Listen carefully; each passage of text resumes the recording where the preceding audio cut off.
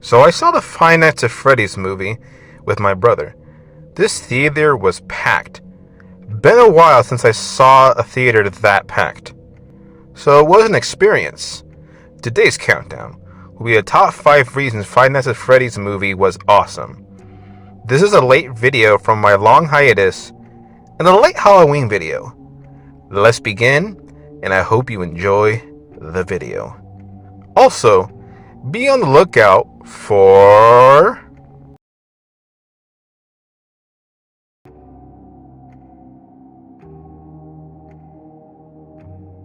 I have to say, I was quite blown away by the soundtrack. It gave me such an 80s and 90s thriller vibe. The soundtrack never got dull. Each moment the music was played, it gave me chills.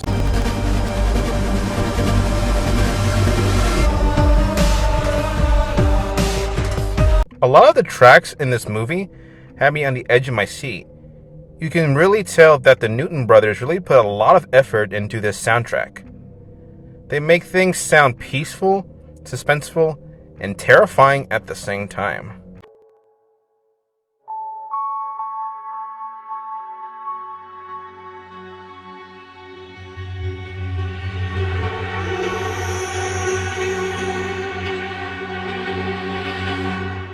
Let's not forget the elephant in the room.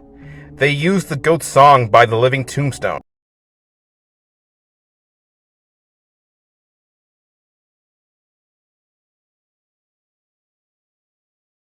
This actually made me really happy. Overall, the music in this movie is dope.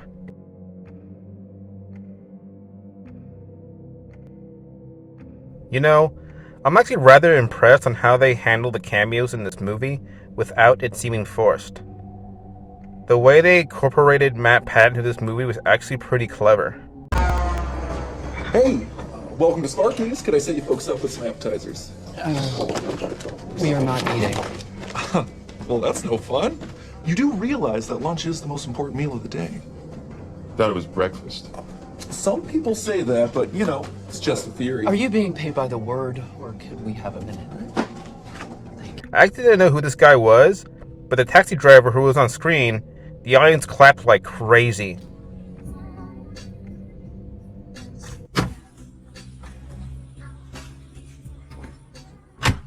Word to the little lady.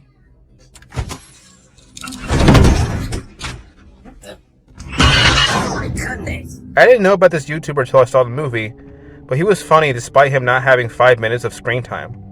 Hopefully, we get Markiplier in the second movie. Hopefully.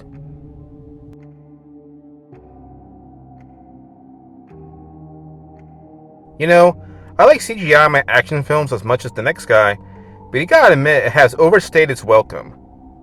What happened to when movies didn't always use CGI for special effects? What made the effects great in this movie, the animatronics weren't CGI, and they were actual animatronics created, even though they aren't real, and they felt real and not just rushed to be made for a quick buck.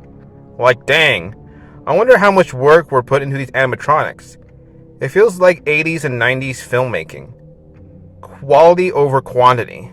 What makes it even better is that the Jim Henson Studios behind Sesame Street and Muppets made these animatronics.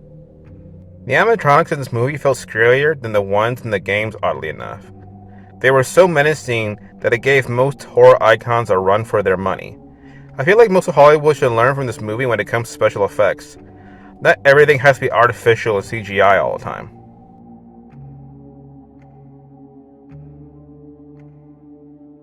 You know, one thing about most horror movies is that they can't seem to escape is the constant use of jump scares, over-the-top gore, and blood rather than psychological horror, which always beats cliché jump scare horror. There were a few jump scares in the movie, but most of them were played as laughs.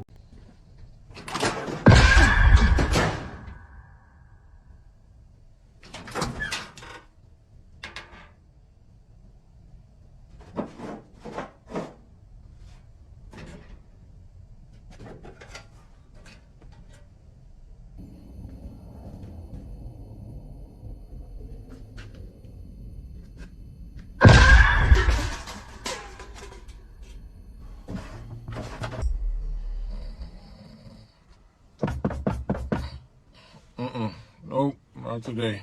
Sorry. I said read the...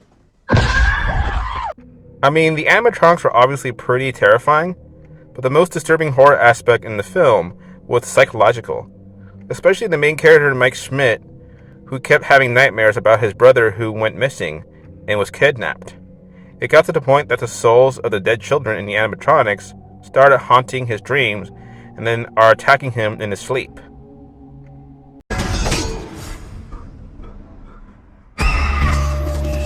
Somehow using children always makes any horror movie or story terrifying. I bet every parent has a fear of having a child disappear. Even worse, being abducted by an adult for the reason of their disappearance.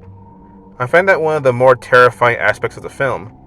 I wonder if it even counts as a horror movie. It feels more like a psychological thriller mystery.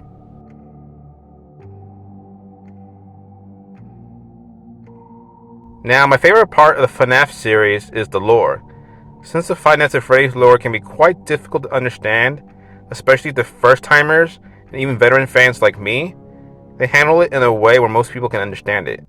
Ignore the out-of-touch, meaningless critics who say, "The movie has too much plot," yet complain about the Mario movie for the opposite reason. It was able to combine most of the games in the series and it worked. Combining plot points from other games makes up for the confusing lore that the game can have sometimes. I like that rather than basing it off just one game, it makes its own plot and its own canon. They may have shown William Afton, Vanessa, and the spring lock malfunction way too early in the movie series, but in my opinion, it was a nice touch that worked well. Though that begs the question, will Vanessa still be a villain like in Security Breach? Reason why I think this is still possible because she got impaled by her own father and is probably traumatized from the ordeal. She might end up going in her father's footsteps. I would say they handle the lore pretty well without making it too generic or too over the top. As Thanos always said, perfectly balanced, as all things should be.